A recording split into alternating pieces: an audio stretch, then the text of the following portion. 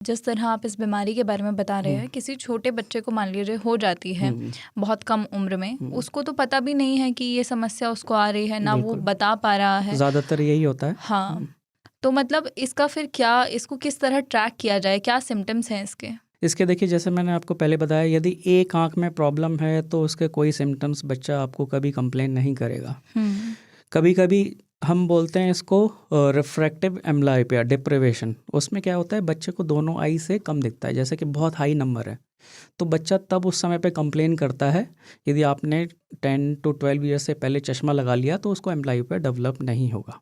अच्छा, तो मतलब हमें ही बच्चे का मतलब consciously we should take our kids to the doctor and get. एक प्रोटोकॉल है कि एक बर्थ पे आपको टेस्ट कराना है, फिर रूटीनली एवरी 6 मंथ्स कराते रहिए। यदि आपको नहीं टाइम मिल रहा है, 3 ईयर्स पे पहला टेस्ट तो बच्चे का कराना ही कराना है आपको।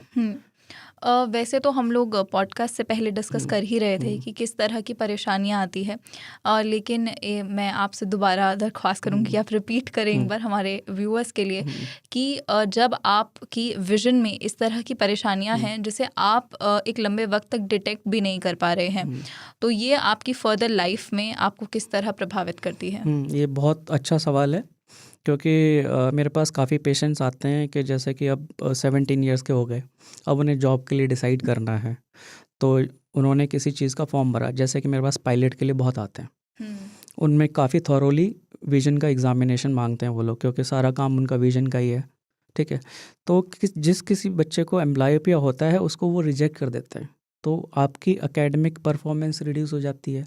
जैसे कोई छोटा बच्चा है, ये स्पोर्ट्स में जाना चाहता है, तो उसको 3D इमेज परसेप्शन नहीं हो पाएगा, डेप्थ परसेप्शन नहीं हो पाएगा, वो गिर सकता है, ठीक है।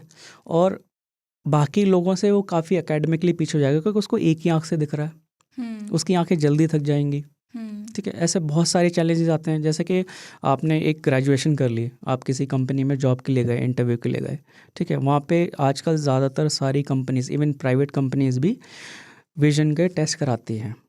आप मान लो कि 100 लोग आए इंटरव्यू के लिए, आपको है एम्ब्लायोपिया, आपको एक ही आंख से दिख रहा है, तो बाकी कंपनी वाले जो हैं वो उन्हीं लोगों को प्रेफरेंस देते हैं जो 100% विजन है जिनका, जिनको एम्ब्लायोपिया है उनको वो रिजेक्ट कर देते हैं। तो आप इस तरह से आपकी लाइफ में ये चीज़ बहुत इफेक्ट कर सकती है। कोई पर्टिकुलर केस आपके पास आया हो? हाँ, मेरे पास पायलट के लिए आते हैं, आर्मी के लिए आते हैं, जो कि रिजेक्टेड होते हैं, मेरे से बोलते हैं कि सर अब कुछ हो सकता है।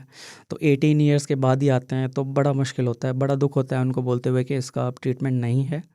लेकिन आजकल थोड़ी बहुत रिसर्च के थ्रू आप 30-40% तक विजन को इम्प्रूव कर सकते हैं। नॉट 100% कि आप पायलट बन पाएँ, आर्मी में जा पाएँ, ऐसी सेंसिटिव जॉब के लिए नहीं कर सकते। समय पर डिटेक्ट हो जाए तो किस तरह ट्रीटमेंट होता है? बिल्कुल, ये आपका बहुत अच्छा सवाल है। जैसे कि मैंने बताया कि हर साल एक रूटीन टेस्ट होना चाहिए। जैसे कि हमें पता चल गया आपकी एज है 6 ईयर्स, हमें पता चल गया कि आपको एम्ब्लायोपिया डेवलप हो गया है, तो इसके बहुत सारे ट्रीटमेंट ऑप्शन हैं। सबसे पहला सबसे अच्छा ट्रीटमेंट ऑप्शन है कि पैचिंग, एक आई को क्लोज कर देना। जो आपकी बेटर आई है, मान लो कि आपकी बेटर आई राइट आई है, राइट आई से आपको 100% दिखता है और लेफ़्ट आई से आपको हार्डली 10 to 20% दिखता है, तो आपको क्या करना है, राइट आई को पैच करना है और जो भी चश्मे का नंबर है आपको लेफ़्ट आई में उसको चश्मा लगाना है आपको, और लेफ़्ट आई को आपको 2 to 6 hours in a day use करना है। जस्ट एग्जाम्पल ले लीजिए, आप जैसे जिम जाते हैं, आप एक हाथ से कुछ वेट लिफ्ट करें तो आपकी हाथ की मसल्स डेवलप होना शुरू हो जाएंगी।